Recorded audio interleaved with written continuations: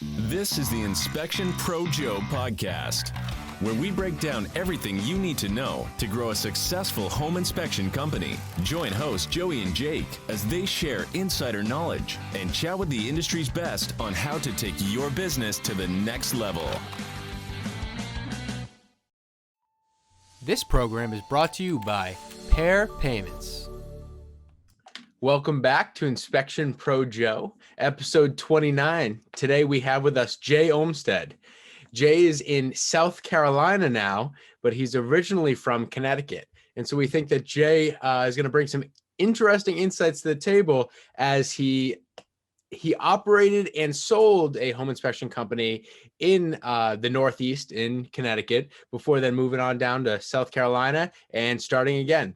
So a lot of questions we have today are going to be revolving around the differences between, the North and the South, and the differences in how you've run and operated your business, because you're doing it a second time. So all those mistakes and choices that weren't optimal, suboptimal choices, you can now avoid and correct. So Jay, we're very happy to have you here today, and we're very happy to hear your story. Great to be here, gentlemen. Good morning. Yeah, Jay, we're really excited to have you, and I can't wait for you to share how you started over. I think sometimes it's so hard for people to start over, maybe when maybe hadn't done something right the first time. So I'm glad that you're going to be able to share that insight. So thanks for being here. You're welcome.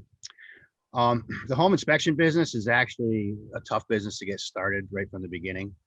A lot of our referrals come from agents, and agents can be afraid of home inspectors to some extent because they think that we are deal killers.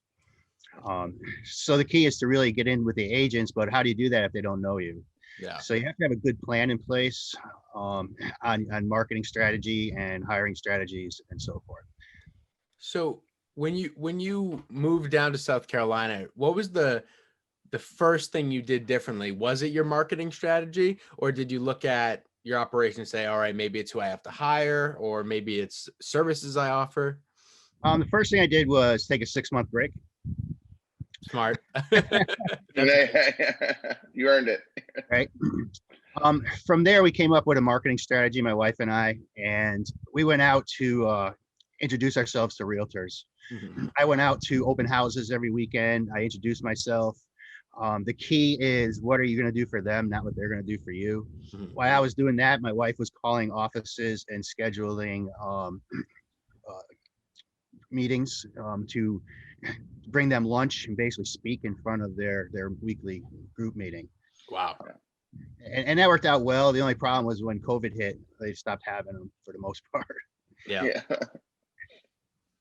Yeah, but that's a great plan. I mean, I think some of us think that you got to do something like grandiose, like spend tons of money on Google Ads, and really it comes down to those relationships, and it's not overcomplicated. And I love that you guys didn't make it overcomplicated. Hey, we just went out and started introducing ourselves, and we made it about them, not about us. Yeah, it helped the fact that I did have experience. I mean, it's a lot harder if you're just starting out and you can't really say, hey, I've been doing this for so long. Yeah. But what I did is I put some swag together and just stop at an open house, introduce myself, explain to the agent that I've been in business for quite some time, that my goal is not only to do a thorough inspection, but also make them look good to their clients. Yep. And what I would do is I would say, you know what, if you give us a shot, we'll do your first inspection for half price for your client, and we'll make sure that client knows that you went out of your way to get that for them. Oh, wow. I love that. I love that. And I did a lot of half price inspections, but guess what? I haven't done one in about a year and a half. There you go. Well, that's marketing costs, right? I mean, that's if you don't have money to market. Well, how can I create cost around that? And half price inspections is great, Exactly. Yeah, I was even talking with somebody, and they were telling me like that they would do free inspections on the listing agent side just in hopes that they would get that agent. Yeah, free pre-listings is also another good idea. Yeah.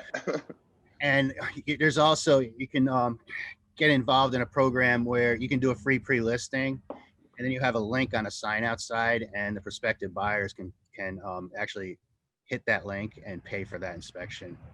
Yeah, that's awesome.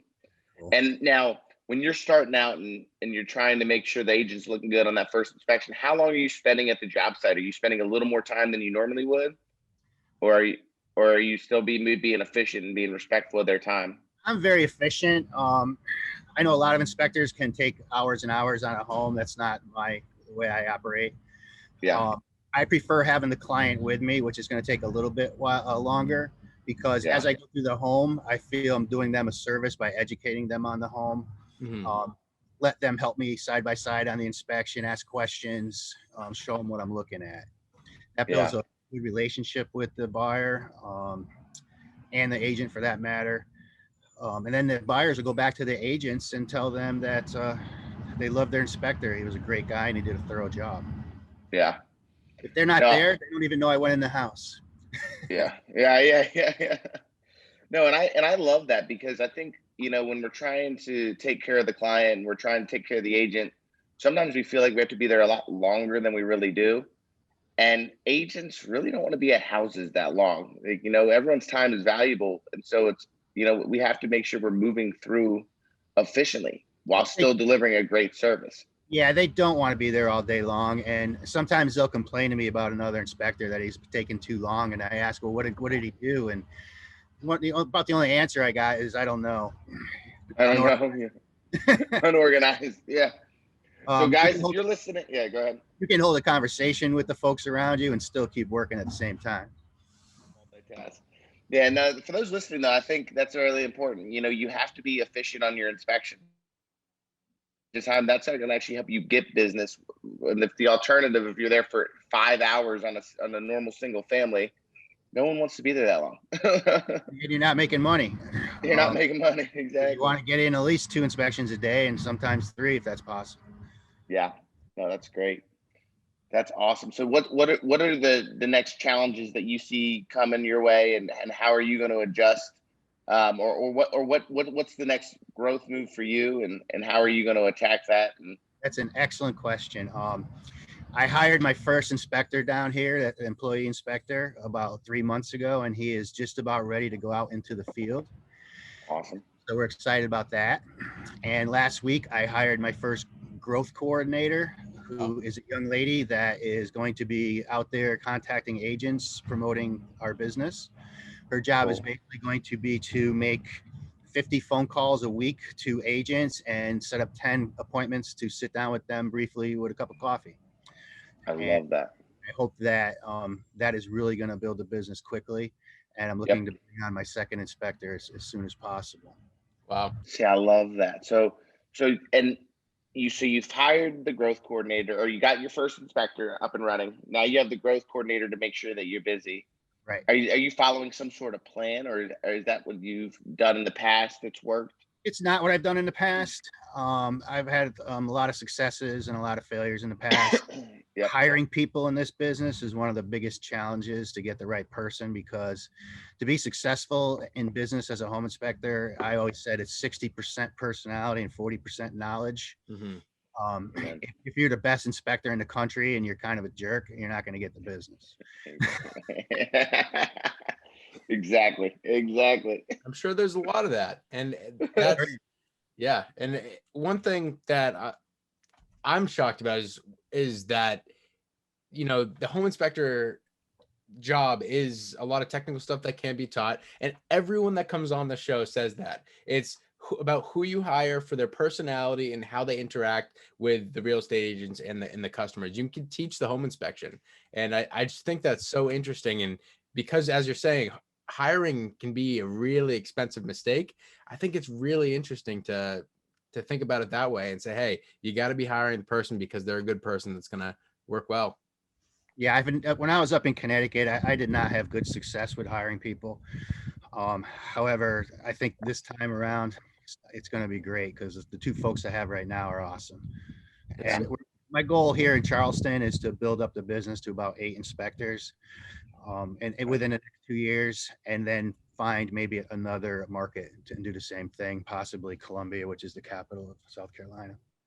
I love that. And I'm wondering, have you had bad hires before that now have informed your decisions, that you're like, this is what I like? Do you see red flags now that you're like, I'm not hiring this guy because of this? Absolutely.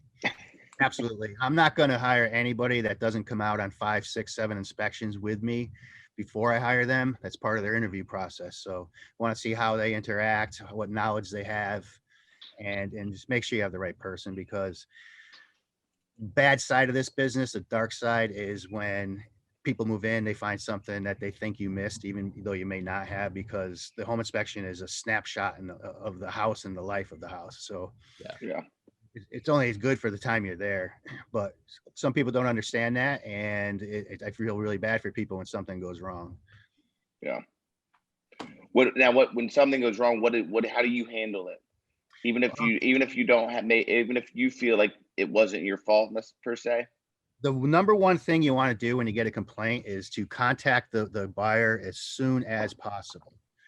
I would say right away if it's possible. However, definitely within 24 hours, you want to get back to them, because the longer they sit and stew, the madder they're going to get. Yeah. Next thing is, when you talk to them on the phone, you just want to figure out what their problem is and have the report in front of you so you can look at exactly what you've written, because a lot of people call you up complaining and they never even read their report. Isn't that funny? And if it can't be resolved real easily over the phone, then you're going to want to make an appointment to go back and take a look at the problem that they're having. Yeah. I will pretty much refund anybody's inspection fee for any reason that they ask. If they say, I wasn't really happy because, the faucet drips. Well, if you want your money back, I'm more than happy to do so. Yeah. However, one big difference between Connecticut and South Carolina is that in Connecticut, the home inspector has a tremendous amount of liability. Yeah. Whereas in South Carolina, not as much. Down here, the sellers tend to have more responsibility than the inspector, because they need to fill out their disclosures, and if they don't do it properly, they're held liable. Oh, wow. Back in 2013, the South Carolina Supreme Court ruled on a case, home inspector versus buyer, $80,000. And the Supreme Court ruled that because there was an inspection agreement in place that limited the liability of the inspector to the cost of the inspection, that agreement stands. I love that. Okay. Whereas That's in great. Connecticut, note there's not a judge in Connecticut that would ever rule that. They would throw that piece of paper. Cost of Yeah. doing And that's why you're in South Carolina. one of the reasons. Yeah. Besides that, it's beautiful down there. Yeah. Absolutely. Yeah. We need to take a minute to hear a word from our sponsor, and we'll be right back. The home inspection industry is highly competitive, and you need an edge to stay on top. You certainly can't afford to give profit away for no reason. But what if I told you credit card processors may be overcharging you and robbing you of profits you've worked hard to earn? It's time to put an end to being overcharged for payment processing. It's time to take back your profits. That's why we've put together a free report, How to Avoid Being Overcharged by Your Payment Processor. Head over to takebackyourprofits.com, download the report, and put an end to being overcharged for credit card processing. You've worked hard for your sales, and you deserve to keep it. What are you waiting for? Go to takebackyourprofits.com and download your report today.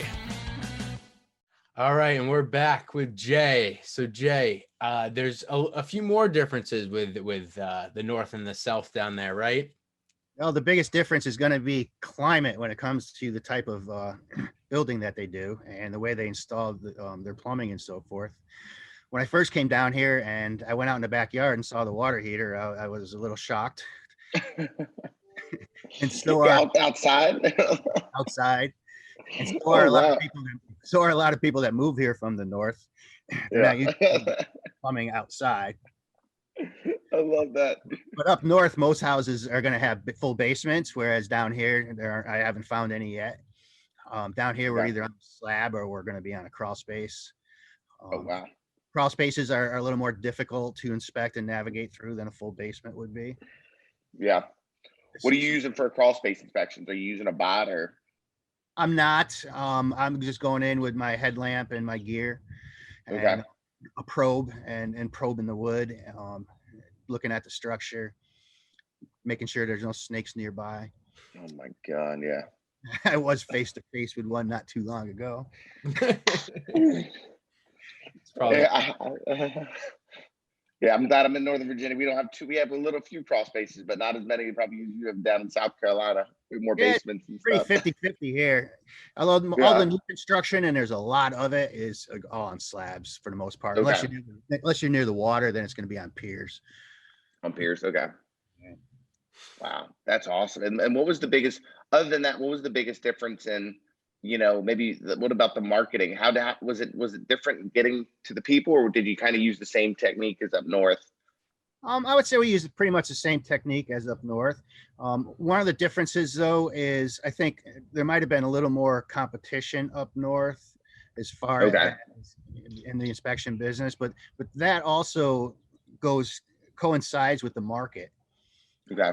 For example, I started in the year 2000 up north. There was about 1,500 realtors, and then we went into that cycle where the housing boom came in, and that 1,500 realtors now went to 4,500. And it's the same thing here right now in the greater Charleston area. Yeah. There are about 7,000 real estate agents in our board. Oh, wow. But with the housing boom, there's literally only 1,200 houses on the market right now. Jesus. And that's low starting inventory. to affect the home inspectors. Yeah. People are, obviously there's not going to be as many houses sold, the buyers are there, but also in order to get the house, people are bidding over asking price and waiving the inspections. Yeah. Are you adapting like walk and talks, or? I was just going to say walk and talks work, basically where you are going to look at the house before they put a contract in. You charge them a lower fee and you just give a verbal report on what you see. It's not a home inspection. It's not according to the standards of practice, but it is a consultation. Yeah. And that's what you have to call it. I know in the state of Virginia, you can't call it a home inspection.